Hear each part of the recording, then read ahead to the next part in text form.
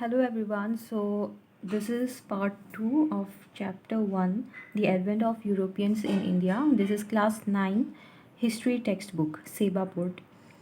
सो हम लोग ने फर्स्ट पार्ट पहले ही अपलोड कर दिया है, आप लोग चेकआउट कर सकते हैं. और you can also join Telegram channel, this link description box में होगा. And for queries related to personal tuition you can also contact me through Telegram. तो आज का चैप्टर शुरू करते हैं. So this is advent of the English into India. हम लोग ने पहले ही देख लिया कि सबसे पहले पोर्टुगीज़ ने रास्ता खोज लिया था इंडिया तक और वो कालीकट पोर्ट तक पहुंच गए थे. तो इंग्लिश सेलर्स या फिर मर्चेंट्स वो लोग कैसे पीछे रहते. There was a tough competition between those European countries, क्योंकि सबको ट्रेड करना था, सबको प्रॉफिट कमाना था. तो इसलिए इंग्लिश सेलर्स भी वो लोग फोकस कर रहे थे कि न्यू सी रूट्स वो लोग ढूंढे. लेकिन सबसे पहले पोर्टुगीज़ ने ये चीज़ कर लिया था. तो 1580 एडी में इंग्लिश सेलर थे एक फ्रांसिस ड्रेक, और उन्होंने तो ग्लोब को सर्कम नेविगेट कर लिया था. और फिर आपके बुक में जो डेट है ना वो रॉन्ग दिया हुआ है, 1952 दिया हुआ है. So I am not sure about the date. It should be, I think, 1583, but still I'm not sure. Please cross check it. तो रैल्फ फिल्च नाम के 16th सेंचुरी में ही रैल्फ फिल्च नाम के एक अलादर इंग्लिश सेलर थे जो इंडिया में ट्रैवल करने के लिए आए और बर्मा या फिर जो आज का म्यांमार है वहाँ पे आ गए. And brought glory to his countryman. Because ये बड़ी बात थी उस टाइम पे, ऑब्वियसली शिप सेल करके इतनी दूर एक इम्पॉर्टेंट कंट्रीज़ में आना ट्रेडिंग के लिए इतना इम्पॉर्टेंट है. और क्योंकि बहुत कंपटीशन था यूरोपियन कंट्रीज़ के बीच में, तो ये बहुत बड़ी बात थी जब वो इंडिया और बर्मा में ट्रैवल कर लिया उन लोगों ने. Like the Portuguese merchants, the English merchants too wanted to focus on trade with India, obviously because India was so popular with for its goods. Okay, in 1599 AD तो हम लोग देखते हैं कि फ़र्स्ट टाइम एक इंग्लिश सेलर जिनका नाम था जॉन मिल्टन हॉल, वो इंडिया में आए एक पेटिशन लेटर के साथ from Elizabeth the queen of England. ठीक है, तो वो लेकर वो अकबर के पास गए, मुग़ल एम्परर जो थे, और इंडिया में फिर उनसे कुछ कुछ ट्रेड प्रिविलेजेस उन्होंने जीत लिया. मतलब सर्टेन रिडेम्पशन बोल सकते हैं, सर्टेन एग्रीमेंट कुछ ले लिया कि वो लोग कैसे ट्रेड कर सकते हैं. ओके, क्योंकि डायरेक्ट क्वीन से आया था अकबर के लिए पेटिशन. तो उन्होंने कुछ कुछ मांग की और उनके मांग को अकबर ने माना और फिर उनको अलाउ कर दिया कि इंडिया में आप लोग ट्रेड कर सकते हो. तो फिर Elizabeth the queen of England उन्होंने परमिशन ग्रांट किया कंपनी को, जो ईस्ट इंडिया कंपनी थी, to trade in the large sea area starting from the Cape of Good Hope. ठीक है, Cape of Good Hope आप लोगों को याद होना चाहिए कहाँ पे है. तो starting from that situated at the south corner of Africa to the Magellan Strait of America तक. ठीक है, तो पूरा वहाँ तक ईस्ट इंडिया कंपनी को ट्रेडिंग राइट उन्होंने दे दिया और 15 years के लिए. फिर बिफोर अराइविंग इंडिया ये कंपनी सबसे पहले ट्रेड कहाँ कर रही थी, जावा, सुमात्रा और मोलकस में. ये कहाँ पे सिचुएटेड है, please search it. Okay, so you should be thorough with geography map, तभी आप लोगों को चीज़ें समझ में आएंगी. एंड इन 1608 तो 1600 में ये कंपनी फॉर्म हुई थी, जो कंपनी की बात कर रहे हैं हम लोग. फिर 1608 एडी में हम लोग देखते हैं इंग्लिश किंग जेम्स वन आ चुके थे और उन्होंने पेटिशन लेटर भेजा मुग़ल एम्परर जहांगीर को टू ट्रेड विद इंडिया. और फिर किसके हाथ में भेजा था, एक इंग्लिश मर्चेंट थे या फिर सेलर. मर्चेंट सेम ही होता था उस टाइम पे, क्योंकि सेलर लोग ही मर्चेंट होते थे. मर्चेंट मतलब ट्रेडर. फिर वो उनका नाम था कैप्टन विलियम हॉकिंस. तो Hawkins arrived at Surat port. ठीक है, सूरत कहाँ पे है आप लोग को पता होना चाहिए, गुजरात में है. वहाँ आए और वो रिवर ताप्ती से आए थे. Again geography is important. फिर फरमान या फिर एग्रीमेंट लेटर भी बोल सकते हैं, या रॉयल ऑर्डर, पर्शियन वर्ड है ये. मुग़ल एम्पायर में हम लोग देखेंगे बहुत सारे फरमान्स इश्यूज़ होते थे, ये रॉयल ऑर्डर ही था. तो उनको फरमान दिया कैप्टन हॉकिंस ने. जहांगीर ने कैप्टन हॉकिंस को फरमान दिया और ये ये अलाउ किया कि वो इंग्लिश सेटलमेंट या फिर फैक्ट्री भी बोल सकते हैं सूरत में वो बना सके for the purpose of trading. फिर हम लोग देखते हैं कि थोड़ा सा उनको अलाउ मिल गया, तो वो लोग चाहते थे कि हम लोग को और मिले। वो लोग मतलब इंग्लिश लोग, इंग्लिश मर्चेंट्स या फिर कैप्टन हॉकिंग्स, वो लोग चाहते थे कि उनको और कुछ प्रिविलेजेस मिले। तो captain Hawkins tried to earn some trade privileges from the Mughal emperor staying in the Mughal empire for 2 years। तो 2 साल तक वो मुगल कोर्ट में रहे वो लोग, सॉरी मुग़ल एम्पायर में, मतलब इंडिया में ही रहे वो लोग, वो कैप्टन हॉकिंस, और मुग़ल एम्पायर से और ज़्यादा ट्रेडिंग प्रिविलेजेस लेने की कोशिश की। लेकिन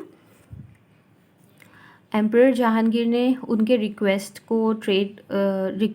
को रिजेक्ट कर दिया, और जो भी ट्रेडिंग कॉन्ट्रैक्ट था कैप्टन हॉकिंस के द्वारा बनाया हुआ उनने रिजेक्ट कर दिया। और नेचुरली क्योंकि जो ब्रिटिशर्स थे वो लोग चाहते थे कि उनको ज़्यादा से ज़्यादा प्रॉफिट कमाने की जगह मिले, और ऑब्वियसली जो मुग़ल एम्परर था वो अपना फ़ायदा की सोच रहा था, है ना, तो इसलिए उन्होंने रिजेक्ट कर दिया। In 1615, the English king James I again sent another Englishman, Sir Thomas Raw, who met the emperor at Ajmer. Although Thomas Raw could not sign any trade contracts, but still Emperor Jahangir granted permission to the English merchants to establish factories at Surat. Even after this, the English merchants continue for their endeavor for trade with India at different places. तो अलग अलग places के लिए वो लोग permissions चाहते थे, लेकिन मुग़ल एम्परर नहीं चाहते थे कि उनको ज़्यादा जगह में मिले, और क्योंकि बहुत लोग थे, उनको खुद का भी ट्रेड करना था, क्योंकि मुग़ल एम्परर्स, क्वींस, प्रिंसेस, ये लोग भी करती थी ट्रेड, और फिर बाकी इंडिया के लोग थे उनको भी ट्रेड करना था, तो कैसे उनको ज़्यादा जगह दे दे, तो इसलिए वो बार बार रिजेक्ट करते थे। फिर जेम्स वन ने देखा कि कैप्टन हॉकिंस से बात नहीं बन रही है, तो उन्होंने एक और इंग्लिशमैन को भेजा एम्परर से ट्रेडिंग प्रिविलेजेस लेने के लिए। उनका नाम था सर थॉमस रॉ, और लेकिन फिर भी उनको परमिशन नहीं मिली। फिर 1715 में क्या होता है, इंग्लिश डेलीगेशन, मतलब ऐसे बोल सकते हैं कि किंग के द्वारा या फिर ब्रिटिश के जो किंग और क्वीन थे उन्होंने डेलीगेशन भेजा, ग्रुप ऑफ पीपल भेजा रिप्रेजेंट करके, कि उनको रिप्रेजेंट कर रहे हैं। जब किसी कंट्री को ग्रुप ऑफ पीपल रिप्रेजेंट करते हैं और उन कंट्री की गवर्नमेंट भेजती है उनको दूसरी कंट्री में बातचीत करने के लिए दूसरे गवर्नमेंट के साथ, उसको डेलीगेशन बोलते हैं। तो it was led by John Surman नाम के आदमी, एंड ही मेट फारूक सियार। मुग़ल एम्परर तब कौन थे? फारूक सियार थे। एंड उन्होंने एक फ्रेश प्रपोजल ऑफ़र किया ट्रेड कॉन्ट्रैक्ट के लिए। फिर उस टाइम पे क्या हुआ, एक इंग्लिश सर्जन भी आए थे उनके साथ, उनका नाम था विलियम हैमिल्टन। और उन्होंने क्या किया, फारूक सियार बहुत ही कुछ पेनफुल बीमारी से गुजर रहे थे, और ये सर्जन ने, विलियम हैमिल्टन ने उनको क्योर कर दिया डिजीज़ से। तो फिर उसका अ काइंड ऑफ ग्रेटफुलनेस या फिर रिवॉर्ड प्रकट करने के लिए, मेडिकल सर्विस के लिए, तो ईस्ट इंडिया कंपनी को तीन इम्पीरियल फरमान्स मिला। ओके, इम्पीरियल मतलब नथिंग, मुग़ल एम्पायर से रिलेटेड, मतलब किंग का ऑर्डर मिला उनको। तो उसमें क्या क्या प्रिविलेजेस थे, उसमें था कि उनको बंगाल रीजन उस टाइम पे बहुत ज़्यादा पॉपुलर था, because it was very very rich in natural resources, और वहाँ पे ज़्यादा टेक्सटाइल का काम होता था। तो एवरी मर्चेंट वांटेड कि वहाँ पे उनका ज़्यादा ट्रेड हो। तो ड्यूटी फ्री ट्रेड मिल गया उनको बंगाल में। ड्यूटी फ्री मतलब गवर्नमेंट को टैक्स देने की ज़रूरत नहीं है, उनका गुड्स वो लोग बंगाल से ले जा सकते हैं, ला सकते हैं without any paying taxes, subject to an annual payment of ₹3000। लेकिन मुग़ल एम्पायर को 3000 रुपीज़ उनको एनुअली देना पड़ेगा। फिर परमिशन उनको मिला था कि एडिशनल टेरिटरी उनको मिलेगी कलकत्ता में, एंड फ्री ट्रेड मिलेगा डेक्कन एरिया में। Deccan area is like that region, how to explain it, I will show you in the map. Okay, so उस डेक्कन रीजन में उनको कुछ फ्री ट्रेड का प्रिविलेज मिल गया मतलब वही ड्यूटी फ्री ट्रेड या फ्री ट्रेड, जो भी बोलो, नाम एक, मतलब एक ही है, ड्यूटी फ्री ट्रेड या free trade. Because of the privileges granted the फरमान्स में be regarded as the Magna Carta of the company. तो it's like the great charter of the company. तो ये फरमान्स में बहुत सारा प्रिविलेजेस उनको मिला. ऐसा प्रिविलेजेस तो जहांगीर और अकबर ने कभी नहीं दिया, लेकिन फारूक सियार ने दे दिया. ठीक है. तो it also depended upon person to person, emperor to emperor, और कैसे पर्सन मतलब नेगोशिएट किया, अच्छे से नेगोशिएट करना आया कि नहीं. तो जैसे कि अभी भी होता है, किसी की बात इतनी अच्छी लग जाती है, किसी किसी को इम्प्रेस कर देते हैं, तो वो उससे काम निकलवा सकते हैं. तो और कोई कोई पर्सन होता है जिनको कितना भी चाहो इम्प्रेस नहीं कर पाते, उससे काम नहीं निकलवा पाते. तो ऐसा ही यहाँ पे भी होता है. तो it's all about talking and diplomacy. So, though the first and foremost objective of the East India Company, which had rooted its position in India, was trade, they were ambitious for political powers. ये हम लोग आपके book में ऐसे लिखा तो हुआ है, लेकिन हम लोग श्योरिटी के साथ नहीं बोल सकते ऐसा. The company took advantage of the growing enmity and weakness among the Indian ruling class and tried to establish English rule in India.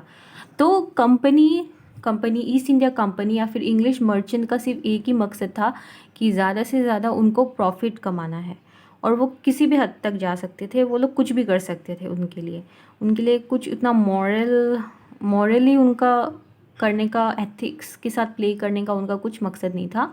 Bye hook और by crook they just wanted to grow their company in India. So इसलिए तब उन्होंने देखा, notice किया कि Indian rulers, बहुत सारे rulers थे. डेक्कन में अलग रूल था, बंगाल में थोड़ा सा अलग था, मुग़ल एम्पायर जो अभी छोटा हो रहा था. तो इंडियन रूलर्स के बीच में बहुत बहुत एनिमिटी थी. तो इस चीज़ का उन्होंने बहुत फ़ायदा उठाया, और दे ट्राई कि अगर हम लोग ही रूल करने लग जाए, ऐसा थॉट आया कि अगर हम लोग ही कंट्रोल करने लग जाए इस टेरिटरी को, इस प्लेस को, तो तब हम लोग को ट्रेड करना बहुत आसान हो जाएगा. तो ऑलवेज रिमेंबर दैट उनका फर्स्ट मकसद यही था कि वो लोग ट्रेड अच्छे से कर पाए. फिर हम लोग कुछ कुछ फैक्ट्स देखते हैं. The company founded a trade centre at Masulipatnam and permission लिया सुल्तान ऑफ गोलकुंडा से. ठीक है. So this is also a Deccan region, okay, Golconda. The company built the second trade center at Armagao in 1636.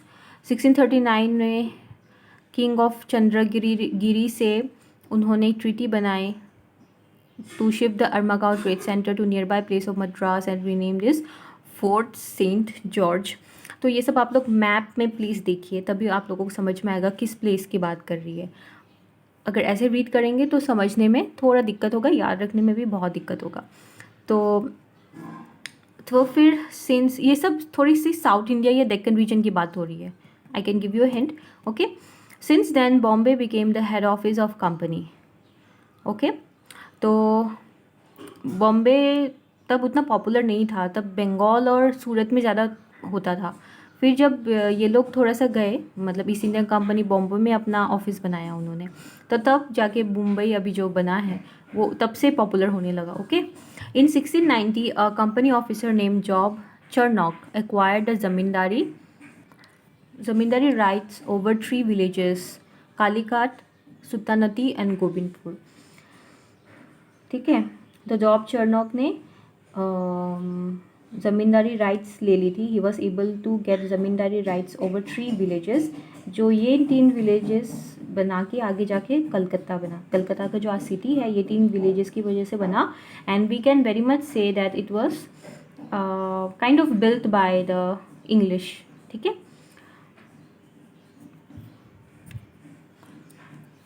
फिर उन्होंने ट्रीटी की थी नवाब ऑफ बंगाल से, तब जॉब चरनॉक ने, तब उनको मिला था ये. In return of payment, obviously ऐसे ही नहीं बांट रहे थे नवाब ऑफ बंगाल या मुगल एम्परर, उनको कुछ चाहिए था या फिर कुछ मिल रहा था, तभी वो लोग they were giving this. But you know we can say that जो इंग्लिश मर्चेंट्स थे वो लोग थोड़े क्लेवर भी ज़्यादा थे, ऑर्गेनाइज थे, and they were kind of not much respectful towards Indian rulers or India. They thought that their country was great. And वो काइंड ऑफ सिक्योरिटी कॉम्प्लेक्स भी उनके बातचीत में या फिर ट्रेडिंग कॉन्ट्रैक्ट्स में दिख रहा था. And they didn't just kept quiet and kept happy like other European merchants. They wanted more and more. Okay. So payment of 1200 rupees per annum and started a trade center here. तो उस time पे 1200 rupees obviously बहुत ज़्यादा था और कोलकाता में उन्होंने trade centre start कर दिया. उसी वजह से धीरे धीरे करके Calcutta became a huge city जो आज फेमस है. Bombay, Calcutta, they are kind of made by English. ठीक है. This three villages united together, ये तो हम लोग ने पढ़ लिया है.